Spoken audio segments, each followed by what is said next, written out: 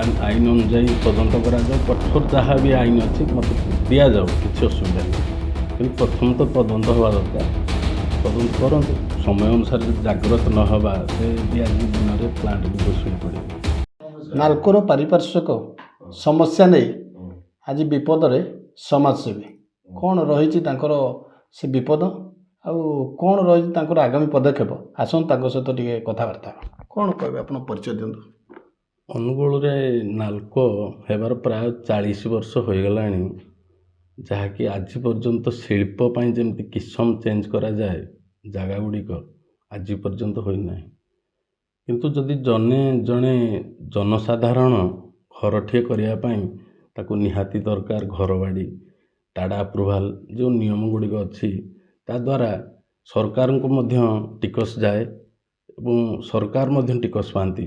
କିନ୍ତୁ ଏତେ ବଡ଼ ନାଲକୋ ପ୍ରୋଜେକ୍ଟ ହେଲାଣି, 40 ବର୍ଷ ହେଲାଣି, ତାର ତଦନ୍ତ କରାଯାଉ, ଏପର୍ଯ୍ୟନ୍ତ କିସମ ମଧ୍ୟ ଚେଞ୍ଜ ହୋଇନାହିଁ। ଆଉ ମୁଁ ମୁଖ୍ୟ କହିବି ଆମର ସିଏମଡି ମହାଶୟଙ୍କୁ, ଯାହା ବାଇଟ୍ ମାଧ୍ୟମରେ କହିଛନ୍ତି, ମିଡ଼ିଆ ମାଧ୍ୟମରେ, ତାହା କେନ୍ଦ୍ର ସରକାରଙ୍କୁ ମୁଁ ଅନୁରୋଧ କରିବି ସ୍ଥଳ ପରିଦର୍ଶନ କରି ତଦନ୍ତ କରାଯାଉ। ବର୍ତ୍ତମାନ ଦେଖିବାକୁ ମିଳୁଛି ଗୋଟିଏ ସମସ୍ୟା ନୁହେଁ, ଅନେକ ସମସ୍ୟା। ଏଇ କିଛି ଦିନ ପୂର୍ବରୁ ଆପଣ ଯାହାକି ପାନୀୟ ଜଳର ସମସ୍ୟା ନେଇକରି ଆପଣ ଅଭିଯୋଗ କରିଥିଲେ, ତାକୁ ମଧ୍ୟ ଆସିଥିଲେ ତଦାରଖ କରିବା ପାଇଁ। ସେ ବିଷୟ ନେଇ କ'ଣ ଆପଣ ଏପର୍ଯ୍ୟନ୍ତ କିଛି ପାଇଲେଣି ଖବର?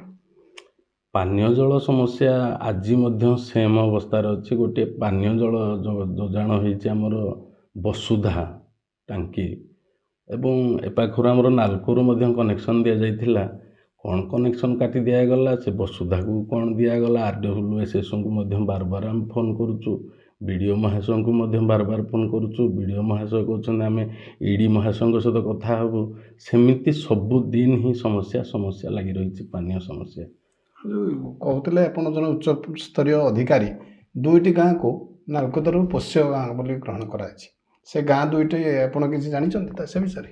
ସେମିତି ଆଜି ପର୍ଯ୍ୟନ୍ତ ତ ଆମେ ଶୁଣୁଛୁ କୁଲାଡ଼ି ହିସାବରେ, ତେଣୁ ମୁଖ୍ୟତଃ ଆମର ନାଲକୋ କଣ୍ଟ୍ରାକ୍ଟର ୱେଲଫେୟାର ଆସୋସିଏସନ୍ ଅଛି, ନାଲକୋ ଟ୍ରକ୍ ୱେଲଫେୟାର ଆସୋସିଏସନ୍ ଅଛି ଏବଂ ନାଲକୋ କ୍ଷତିଗ୍ରସ୍ତ ପ୍ରଜା ମହାସଂଘ ଏକ ଆସୋସିଏସନ୍ ଅଛି, ଯାହାକି ଆମ ଗାଁରେ ଅଛି।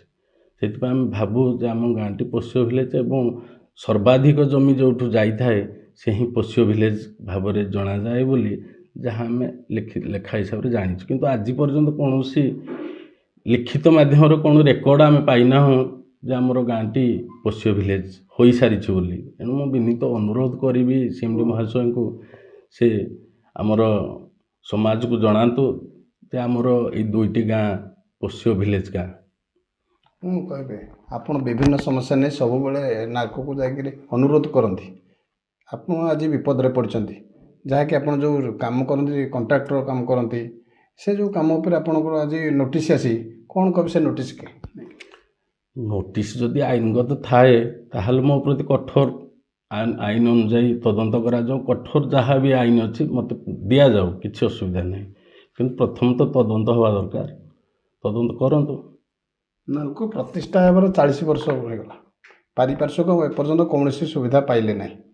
ନାଲକୋର ଯେଉଁମାନେ କର୍ମଚାରୀ ଅଛନ୍ତି ସେମାନେ ମଧ୍ୟ ଦେଖିବା ବିଭିନ୍ନ ସମୟରେ ଯାହାକି ଦୁର୍ଘଟଣାର ଶିକାର ହୋଇ ମରୁଛନ୍ତି, ଆଉ ରାସ୍ତାଘାଟରେ ବି ମରୁଛନ୍ତି। ତାଙ୍କର ଏପର୍ଯ୍ୟନ୍ତ କୌଣସି ସଠିକ୍ ଭାବେ ତାଙ୍କର ମିଳୁନି, ତାଙ୍କ ପ୍ରାପ୍ୟ ମିଳୁନି। ନାଲକୋ ଯାହା ବି ଗ୍ରାସରୁଟ୍ ଯାଉଛି ମିଥ୍ୟାର ରିପୋର୍ଟ ଯାଉଛି ଉପରେ ବି କେବେ ସ୍ଥଳ ପରିଦର୍ଶନ କରୁନାହାନ୍ତି। ପ୍ଲାଣ୍ଟ କେମିତି ଅଛି, ତାର ମେଣ୍ଟେନାନ୍ସ କେତେବେଳେ ଦରକାର, ସମୟ ଅନୁସାରେ ଯଦି ଜାଗ୍ରତ ନ ହେବା ସେ ବି ଆଜି ଦିନରେ ପ୍ଲାଣ୍ଟଟି ଭୁଷୁଡ଼ି ପଡ଼ିବ। ଯାହାକି ମାତ୍ରାଧିକ ମେଣ୍ଟେନାନ୍ସ ନ ହେବାରୁ ପଲ୍ୟୁସନ୍ ବଢ଼ି ଚାଲିଛି, ଫ୍ଲୋରାଇଡ଼୍ ବିଷ ବଢ଼ି ଚାଲିଛି। ପ୍ଲାଣ୍ଟରେ କାମ କରିବା ପାଇଁ ଶ୍ରମିକ ଅସୁରକ୍ଷିତ ହିସାବରେ କାମ କରୁଛନ୍ତି। ଯଦି ଆମର ପରିଦର୍ଶନ କରନ୍ତେ, ଥାର୍ଡ଼ ଟିମ୍ ଜଣେ ଅଫିସ ଆକାରରେ ରୁହନ୍ତେ ଏଠି, କିଛି ତ ଭଲ ହୁଅନ୍ତା ବୋଲି ମୁଁ ଭାବୁଛି। ଆପଣ ଯେଉଁ ଅଭିଯୋଗ କରିଛନ୍ତି, ଏଇ କଥା ନେଇକରି ଆପଣ ପ୍ରଶାସନକୁ ଏବଂ ନାଲକୋ ଅଧିକାରୀ କ'ଣ ତାଙ୍କୁ ଅନୁରୋଧ କରିବେ? ମୁଁ ଅନୁରୋଧ କରିବି ସମସ୍ତେ ସଜାଗ ହୁଅନ୍ତୁ। ନାଲକୋଟି ଭଲ କମ୍ପାନୀ, ଆମର ଯାହା ହେଲେ ବି ବହୁତ ପୂର୍ବରୁ 45 ବର୍ଷ ହେଲାଣି ସେ ଆମକୁ ଦାନା ପାଣି ଅଞ୍ଚଳବାସୀଙ୍କୁ କିଛି ଭଲ କାମ କରି ଦେଶବାସୀରେ ନାଁ ହୋଇଛି। ତେଣୁ ସମସ୍ତେ ଆସନ୍ତୁ ମିଳିମିଶି ଭଲ କାମ କରିବା, ଯାହାକି ନାଲକୋ ଯେମିତି ଭଲ ହେଲେ ଆମେ ବି ଭଲ ହେବା ଏବଂ ଆମର ଆଗାମୀ ପିଢ଼ି ମଧ୍ୟ ଖୁସିରେ ରହିବେ। ସମାଜସେବା ଆପଣଙ୍କ ଜାରି ରହିବ?